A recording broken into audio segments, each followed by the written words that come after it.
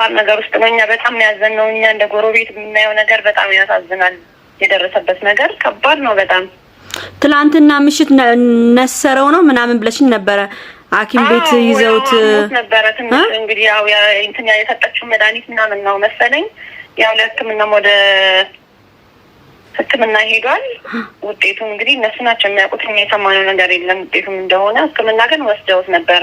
ምንድነው ቆይ የነሰረው ነገር ምን ቢሆን ነው የነሰረው? አብሮሽ ያው እንግዲህ ያው በቃ ነስሩ ያው ከጭንቀትም ከመጨናነቅም ከመድኃኒቱም እንግዲህ ሊሆን ይችላል ብለን እኛ የምናስበው ገባሽ። በጣም አብርሃም በጣም የሚያሳዝን ልጅ ነው እውነት። እኔ እንጃ ለአብርሃም እንደዚህ አይነት ነገር አይገባውም። በጣም ያሳዝናል የሚሰሩት ነገር። ወንድሙ ዋንደኛ ጠላቱ ወንድሙ ነው ደግሞ በጣም ሩታ ጋር ሆኖ አብሮ የሰው ልጅ እንዴት ወንድሙን እንደዚህ አይነት ነገር ውስጥ ይከታል? ምን ቢሆን ስጋው ነው እኮ ለምን እንደዚህ ይፈጠራል? ይሄ ልጅ ምን አረጋቸው? በቃ የራባር ነው። መቼም ሄርሜላ ተደርስለታለች ብዬ አስባለሁ።